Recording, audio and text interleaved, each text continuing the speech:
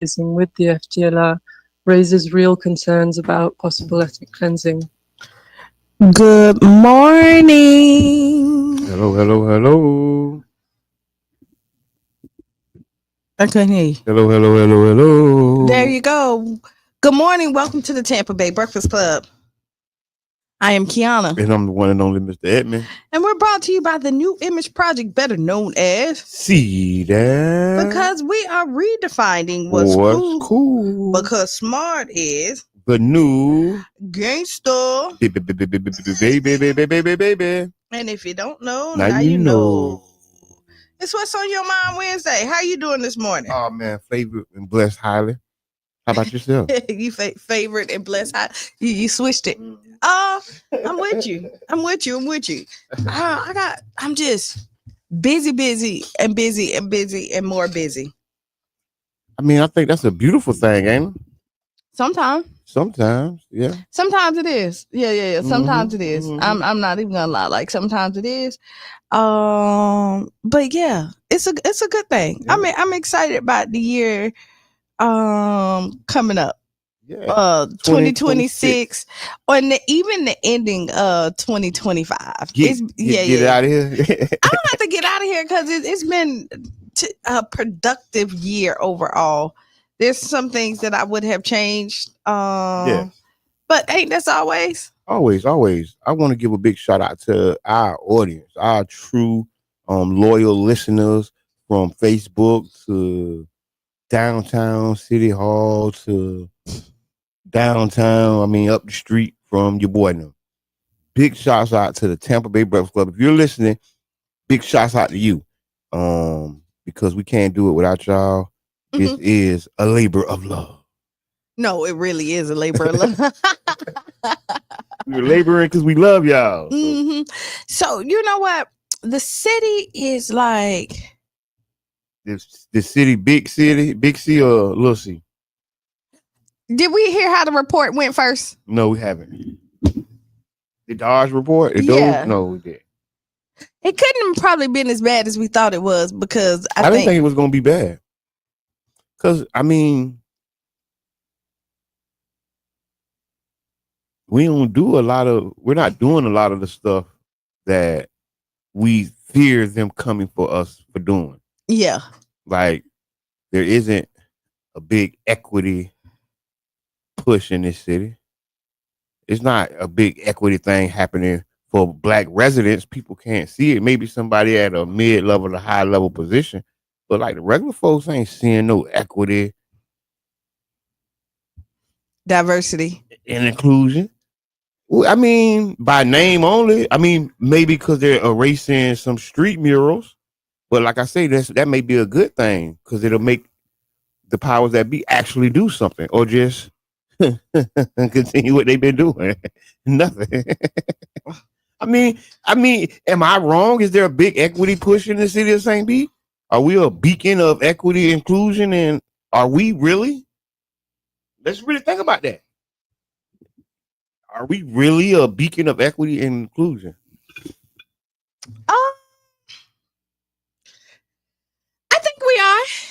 To a degree. No. I think so. Let me tell you this. I think that it can definitely be done better. That's okay. Okay, let me tell you. But I don't think that we're excluded. Let me say that. I think the city does a really good way of throwing a blanket out there, and whoever gets it. It's under the blanket. Yeah. But there is that equity and inclusion. I'm not sure. Inclusion. I'm not sure. Because there's some blind spots, and those blind spots are huge. Okay. And the blind spots take up most of the spots. It just ain't a lot. I don't know. Maybe the audience, if are we the beacon of equity and inclusion? Our water bills going up, that hurts the low people the most, right? The things that happen here trickle down to the people that are at the bottom. So that's not equity, and you're not including them in anything. If we make it make sense, it makes sense. But if it don't make sense, it don't make sense.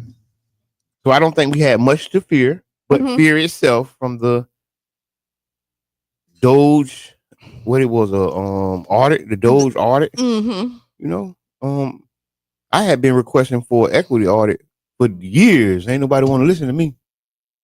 They still not. They not listening though. It's all good. But see how life works. See how things work in our favor. I guess. That was what was on your mind? Yeah, that was on my mind. Clearly it was. So, tonight, Okay. the CRA report. Yeah. So since we're talking about equity and inclusion. Yeah. Mm-hmm.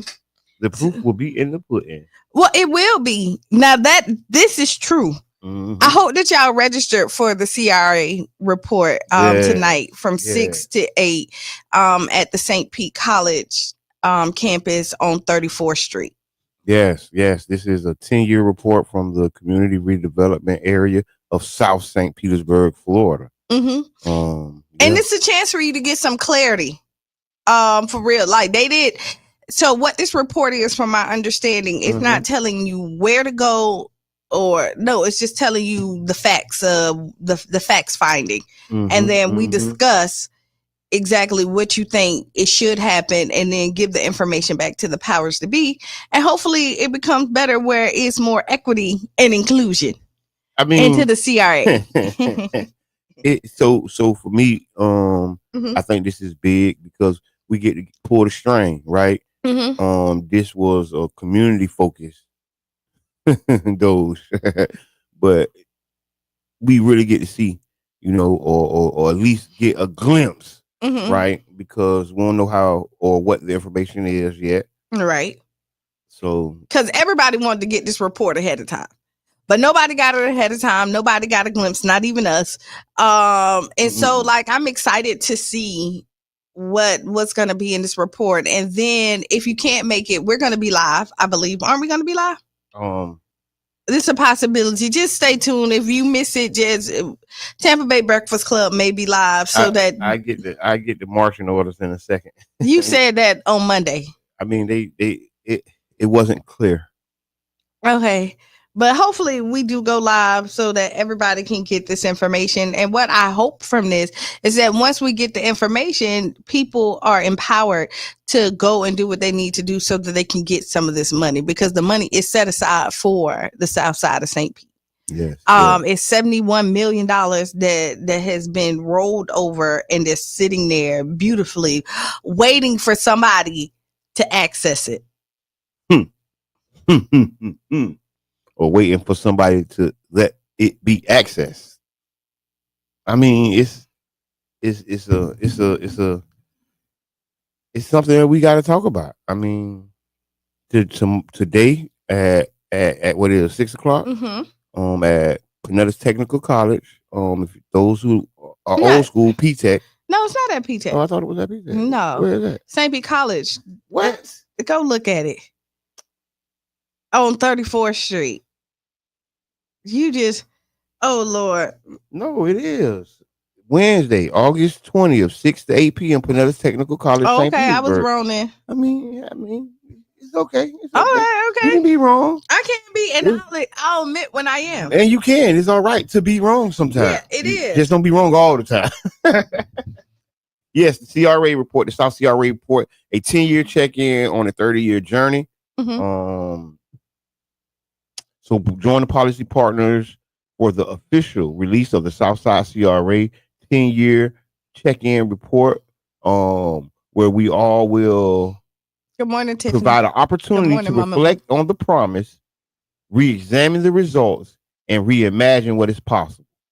So yes, thank you, policy partners and y'all team, for putting this on. And it's today at Pinellas Technical College, Wednesday, August 20th. 6 to 8 p.m. Do you have any politics? Ooh, politics with Mr. Edmund. Yes. President Donald Trump is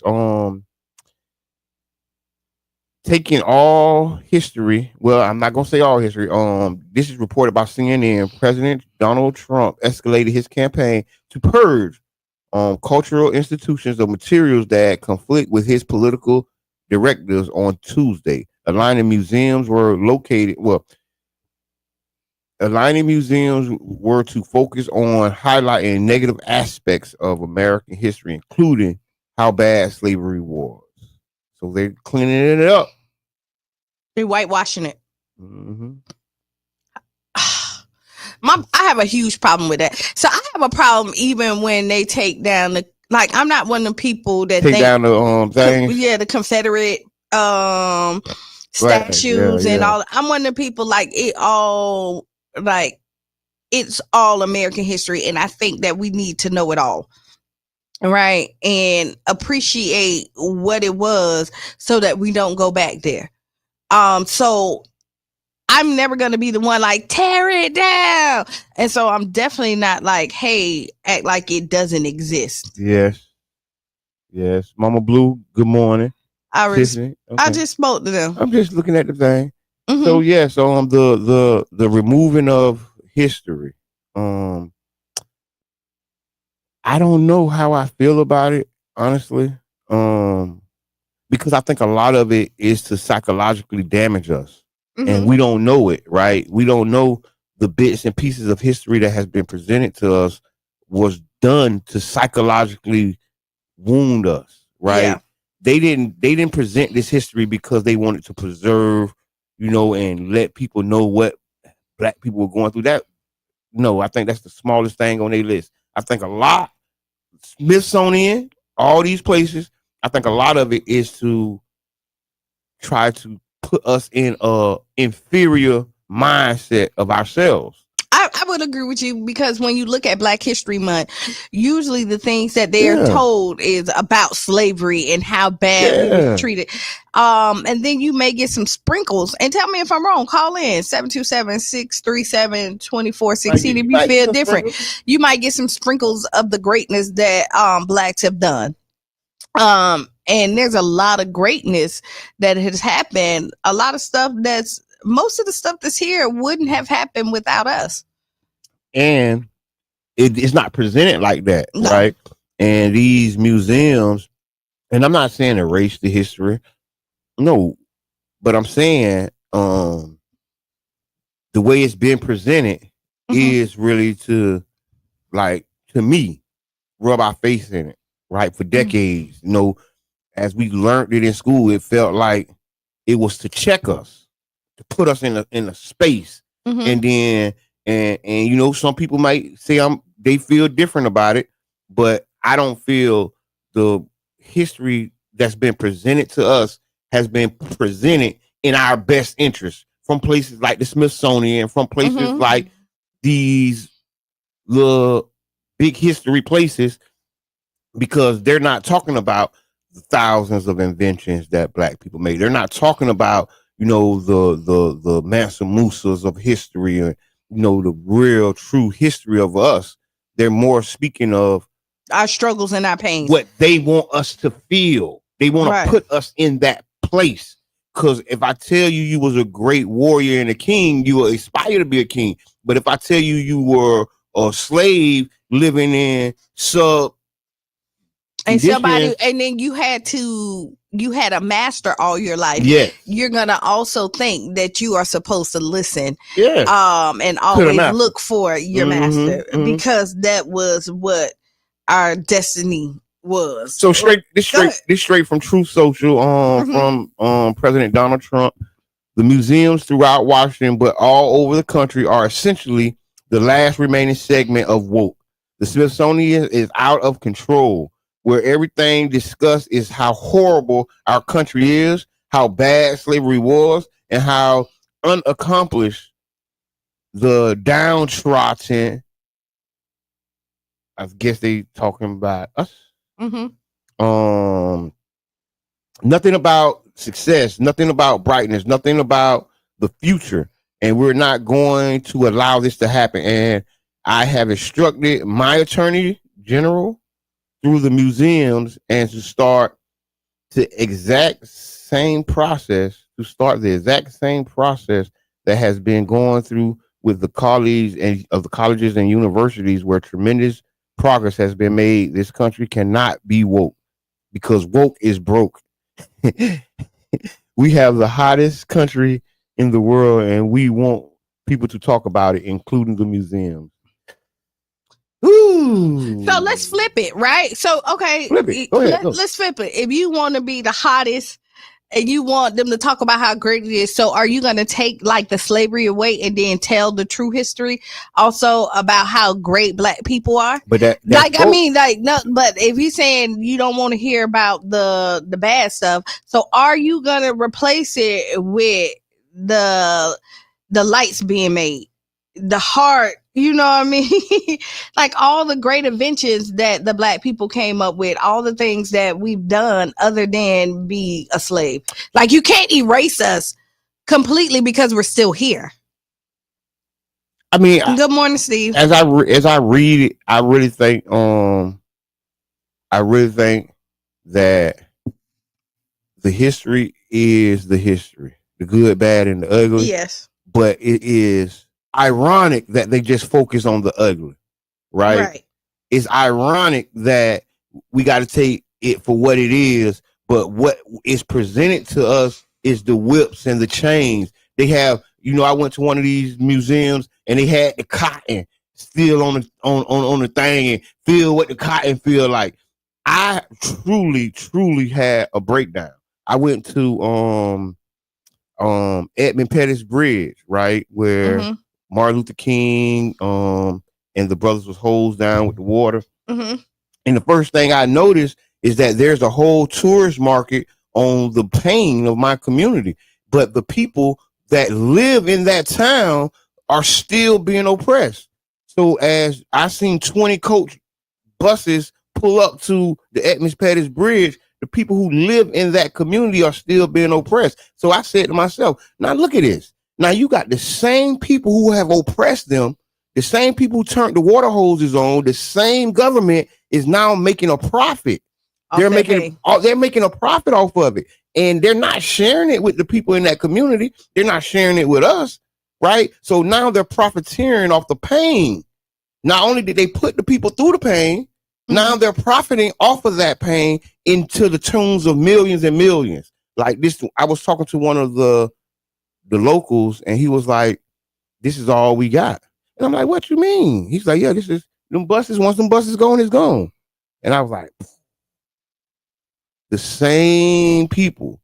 So they're depending on this story to keep the same people who made them people, who hold them people down and sick the dog on them, the exact same municipality is profiting to the tunes of millions. This is the only tourist attraction they have, is the pain of the Black people. Right. In the Black community. I ain't with it. I'm not for it. Take that junk down. Forget it. I'm gonna go ahead and say it. I went to the museum, I was heartbroken, I was disgusted, and then I realized who was making the money off the taxes that we paid to go in there. So would you feel different if we were making the money off of it? If we were telling our own story? No, I would think about it different, yes, but it wouldn't be much of a difference unless the. So do you think that part? Because see, I again, if it's paying for progress, yes. But that's what I'm saying. Like, I think there definitely need a mixture. Like, I don't think it should be erased because it's a part of our history. But I think there should be other stuff added into it as well. That shouldn't be the highlight of who we are and what we did for this country. Exactly. Let me say that. So, but you coming in and erasing it altogether, I definitely have a problem with that. Take it down. Take that junk down. Forget about it. You're so funny. Erase it. Listen, I bet you the future of Black race will look at life different without the indoctrination, because that's what it is. They indoctrinating us with this stuff. This is indoctrination. Y'all can say whatever and feel however you want about it, but the history that we're learning and the history that is inside of these museums and inside of these places is indoctrination. They're indoctrinating us with pain, fear, and the slavery mindset. And if we can do without that. We can do without that. I don't know. I think we just need both. It don't make me feel good. It doesn't. I ain't going on another slave tour. I'm not going on another bus ride. I ain't nothing. But just think you went on this one and now you know that you don't want to do that again.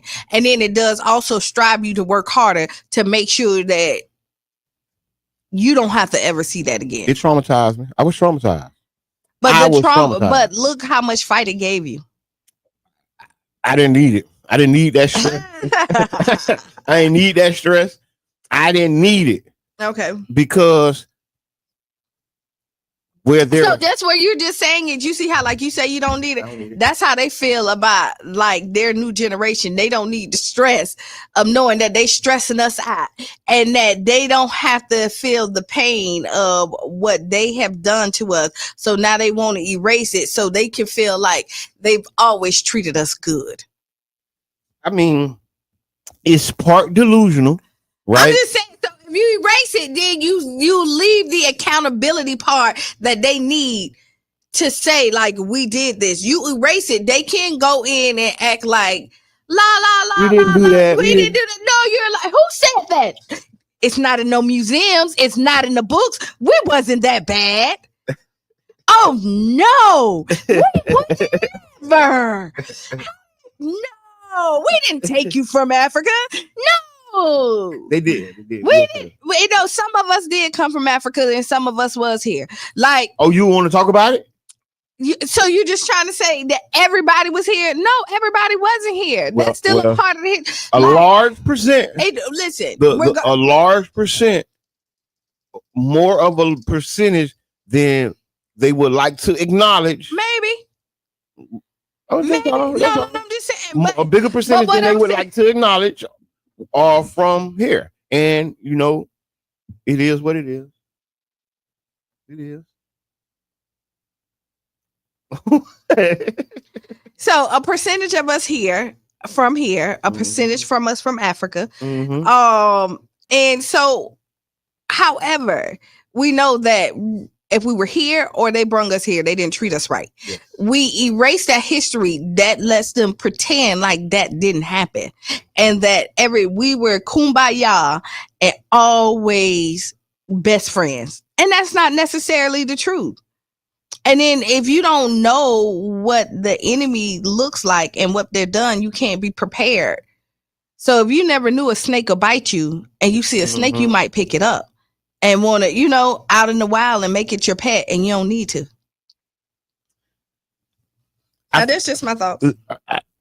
Yes, we'll let her know what y'all think. You know, I wish I can read some of y'all comments. We are the Tampa Bay Breakfast Club. You are listening to 99 Jams, Carefesta Radio, and we are talking about the removal of slavery items from museums like the Smithsonian, being led by President Trump right now.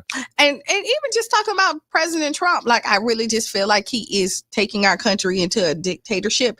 You see that he is breaking all types of laws, and doing it blatantly in front of our faces. And there's really nothing we feel like we can do about it because he hired all his homies. And all his home, and the ones that's not his homies, they're trying to fight against him. But then eventually they link up. They have to go through his homies, and his homies is like, "We got you, bro." I mean, I agree. UB says in the comments, the accolades and accomplishments of Black people are exempt from history or watered down. That's right. Steve, what's up? Tiffany Jabbar, you are making a great point. Also, thank you. Tiffany also said, I agree, history happened. So then removing it erases what actually happened. When I visited the African American History Museum in DC, I learned way more than schools or people ever taught me about our history. You can't change history. And see, thank you for that, Tiff, because I agree with you tremendously. And I went to the museum in Washington, D.C. as well. And I'll just say they profiting off our pain. That's all I'm saying. They are profiting off our pain. They took us through this and then erected buildings to profit off of it. Then erected tours to profit off of it. Like, so did you say that? So if we didn't have it, but see, this is so think about it. Like, we argue about equality and we say that we want inclusion. We get it. We complain about how it came, right? And so, like, there's no perfect way to do anything, but we have to be like, okay, and I don't feel like I'm settling, but like, if I'm asking for an African American museum and they give it to us, now I'm like, oh, no, but put the accurate history in there. I mean, no, the history needs to be in there. The accurate history needs to be in there. So, which is often not the case. right. You get what I'm saying? So it's very few times where there would be a mass investment to uplift our community.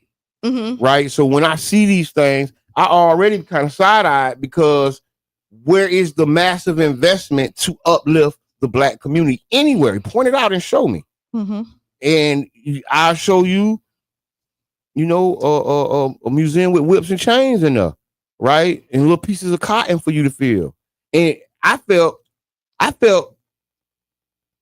they were playing on our intelligence. I walked in there, they had a bunch of like dummies on the ground showing how the people were transported here, right? I don't like to call them slaves, right? People. They were people. How the people were kidnapped and handcuffed and brought over here. Then I thought to myself, what are they trying to make me feel? Like I literally sat there and asked myself, like, what emotion are they trying to get out of me with this presentation?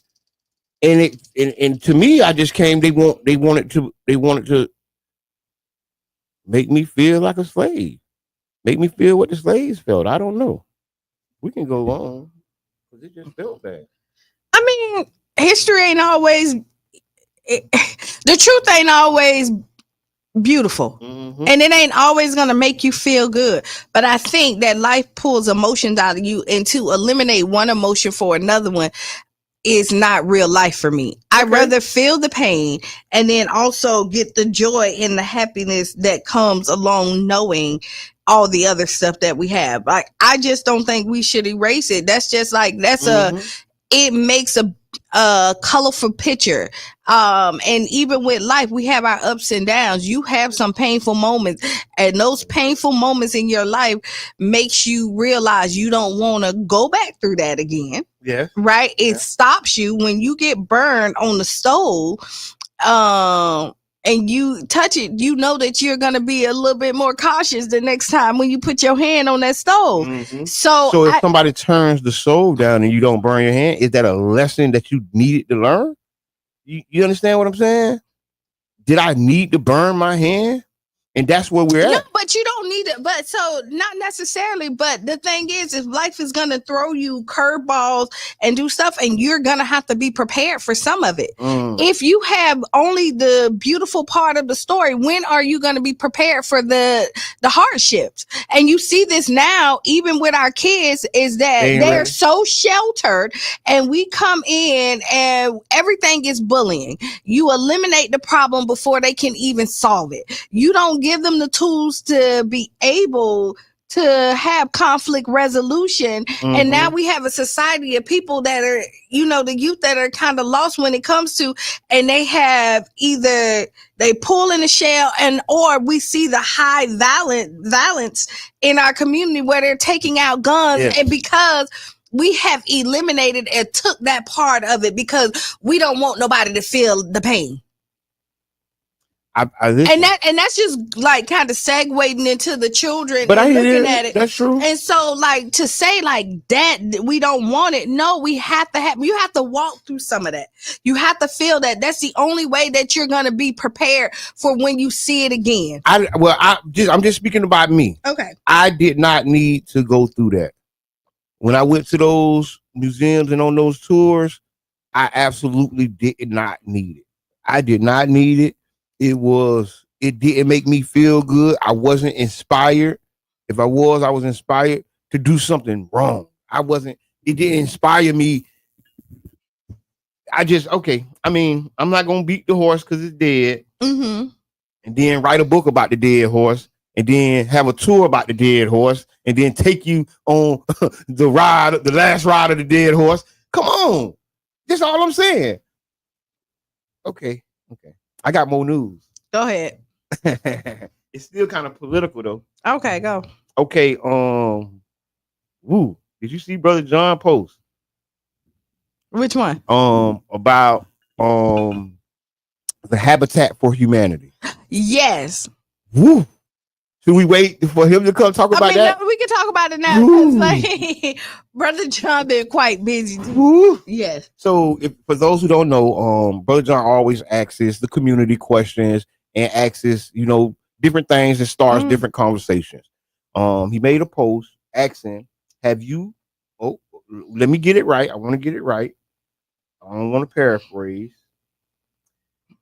Brother John asked the community. He said, "Real question: Habitat for Humanity has been around since 1976, building thousands of homes and for families. But here's the kicker: have you ever heard of someone actually inheriting a Habitat home from their parents? Congrats matters. What? Contracts matter.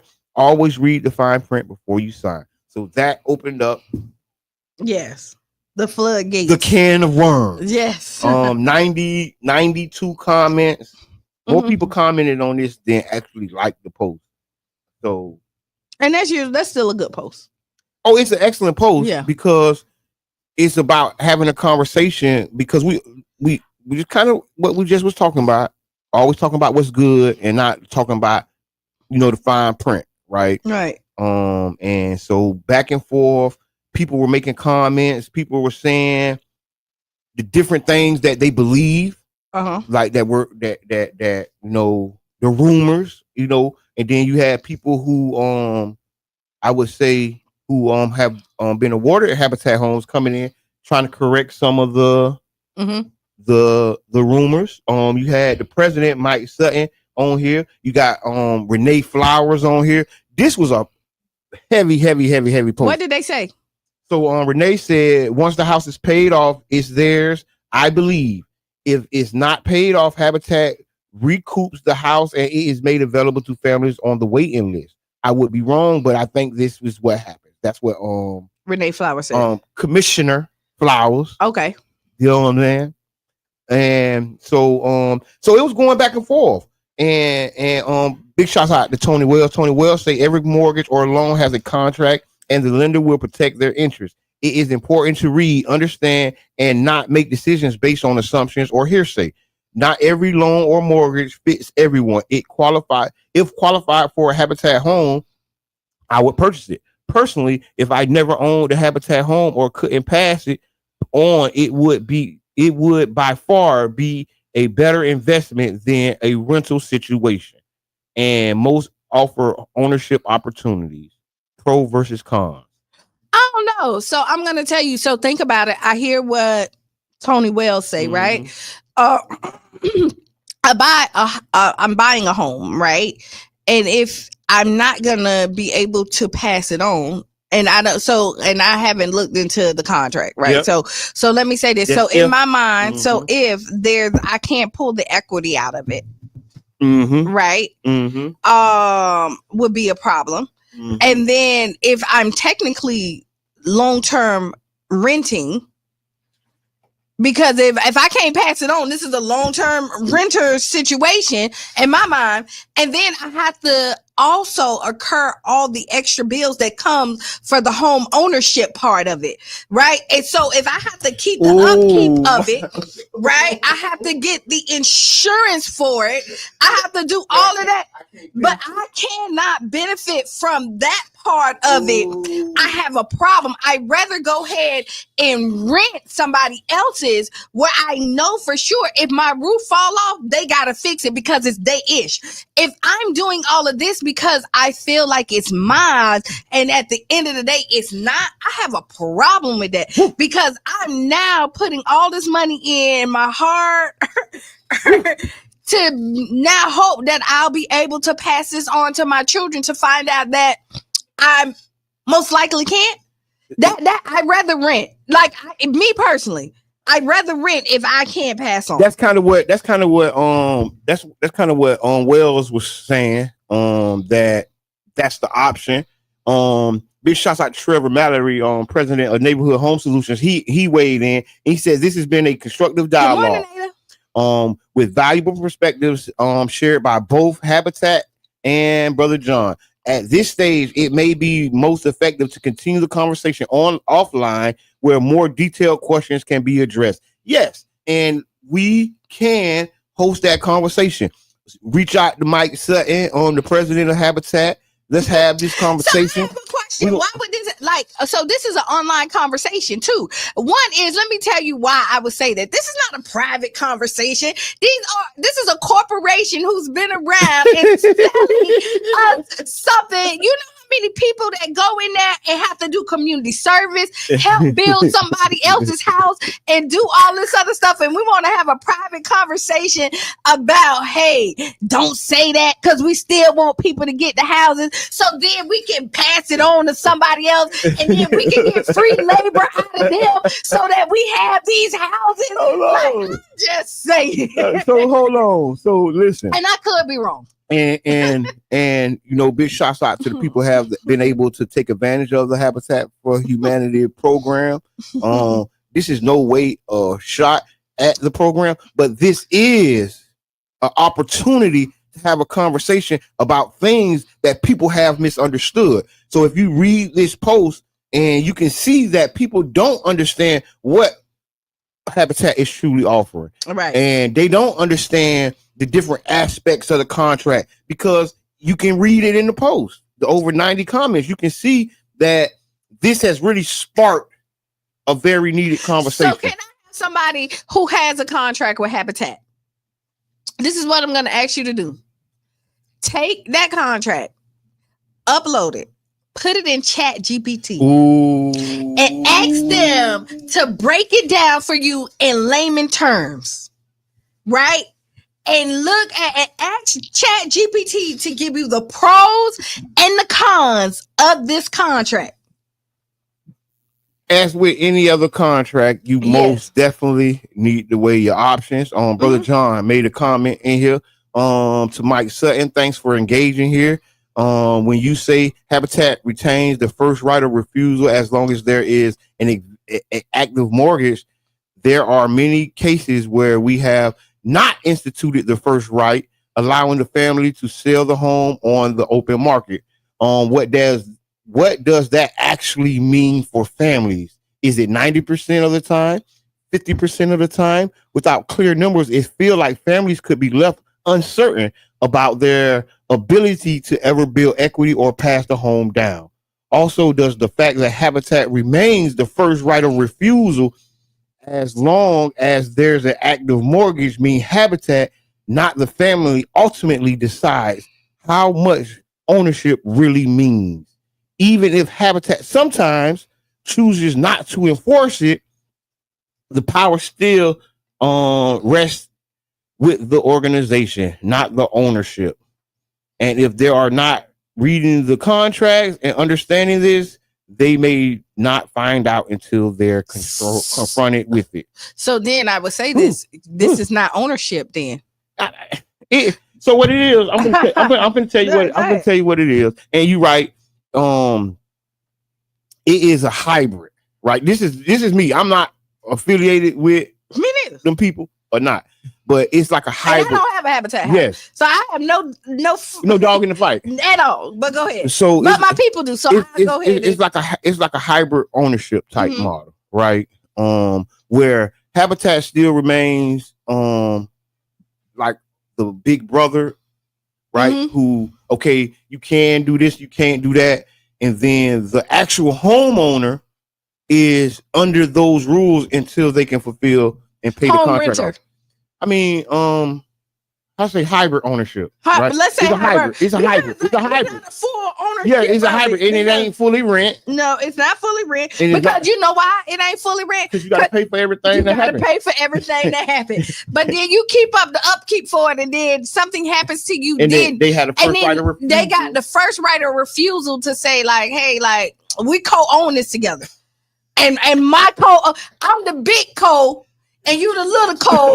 And so I'm just telling you, don't set your kids up to be able to live here, or you better not send that death certificate because we coming. Yeah, because and I'm glad Brother John brought this up, because I always talk about, in my neighborhood, we had a family who was going through the home ownership process, and when the mother passed, we were looking to help the family stay in the home. We were going to help them pay their mortgage off. We were going to help them get stuff situated, right?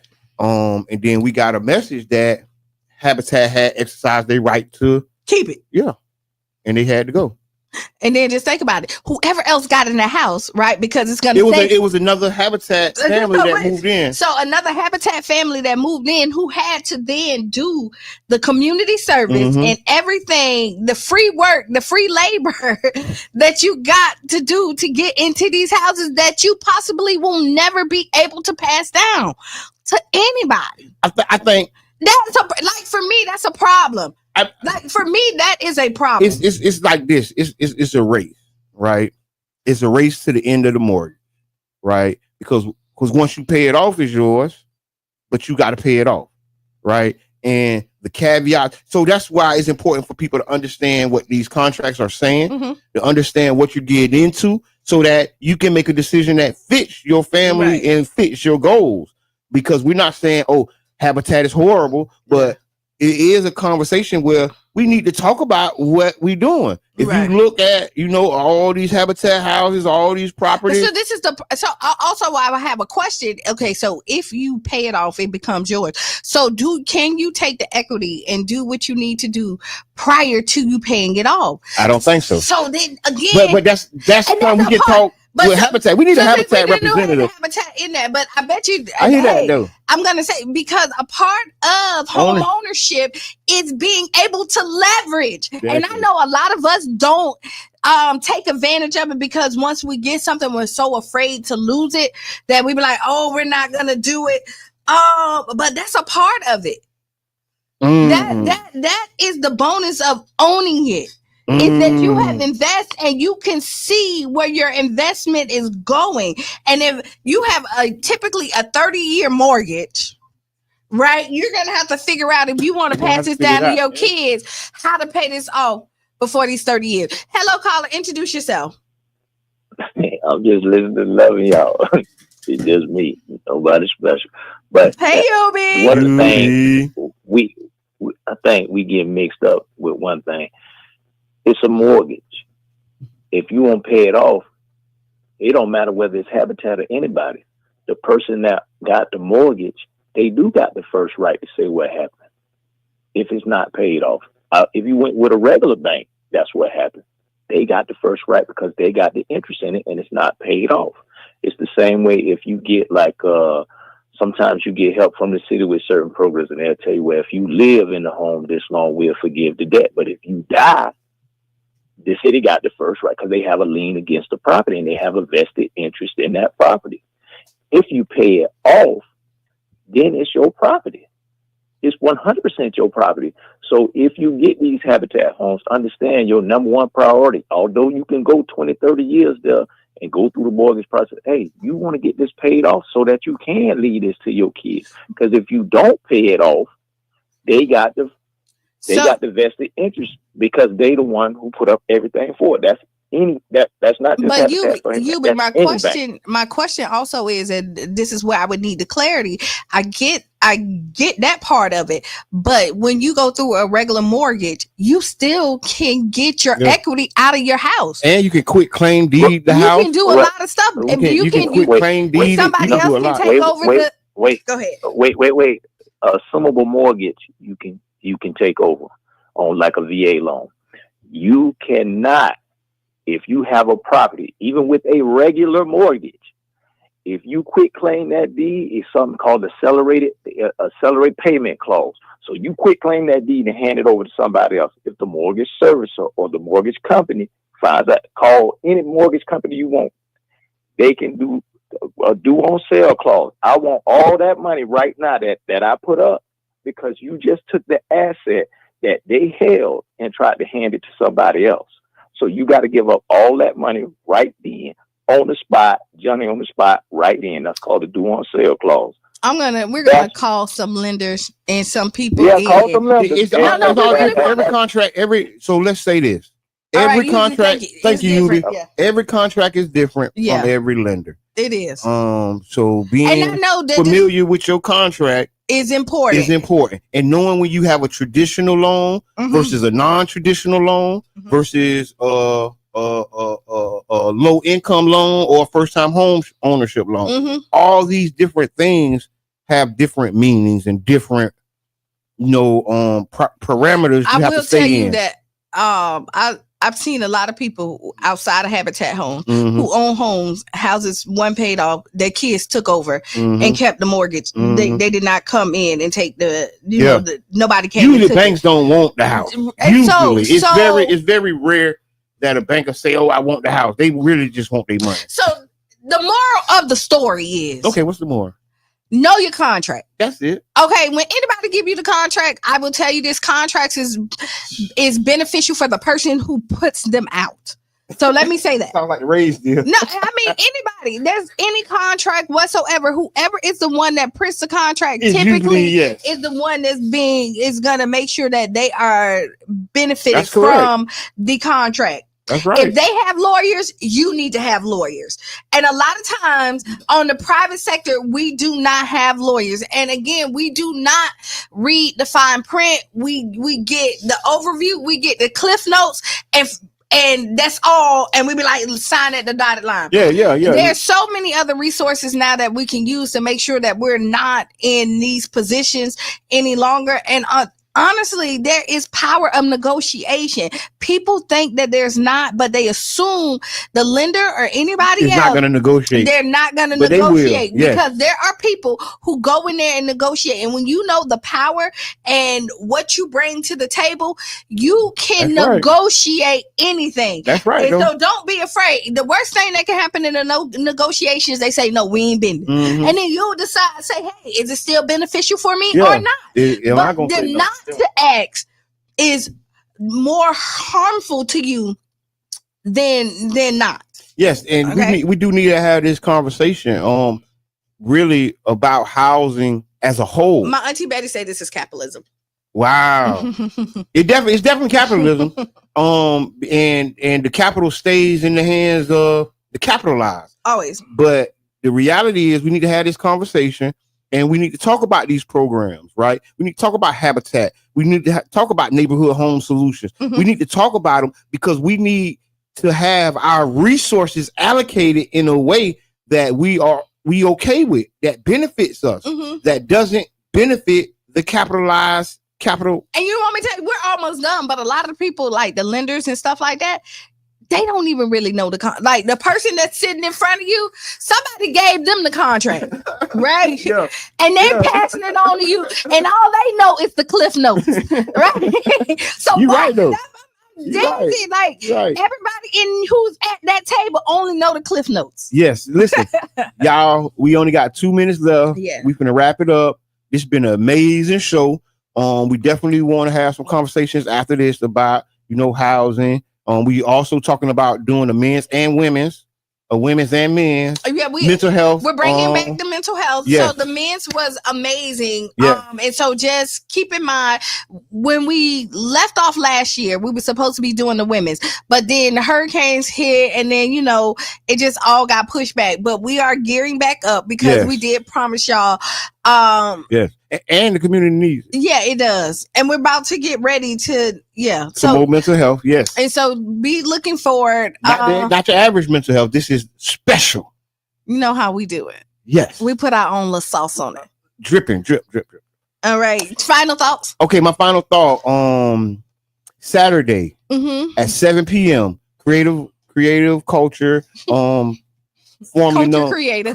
Thank you. Formerly known as it's Culture Creative. It's still Urban Inc. Urban Inc. Okay. Urban Inc. We're having an authors meetup. So big shouts out to Stephanie Wynn, Duvet Weaver, Antonio Brown. We're calling all the authors. If you author this Saturday, 7 p.m., y'all come meet us and let's talk about art. We're on 34th and 22nd South at 7 p.m. At Culture Creative, Urban Inc. / Urban Inc. And y'all come on out. We supporting artists, and we're gonna do this more often because there's a lot of authors out there that need a platform, and we want to help them stand on. And this weekend, Black is Back Coalition will be happening in New Orleans. You can register. You can actually go online to do so. If you're looking on Facebook, you see the flyer as of right now. If you got a little extra couple of coins, you can fly out there and be a part of it as well. Don't antagonize, organize. Is it so? Stay tuned for Sister Hughes. Lose your shoes and shout all around the house. All right. And this has been the Tampa Bay Breakfast Club. I am Kiana. And I'm the one and only Mr. And we're out. Bing, bing.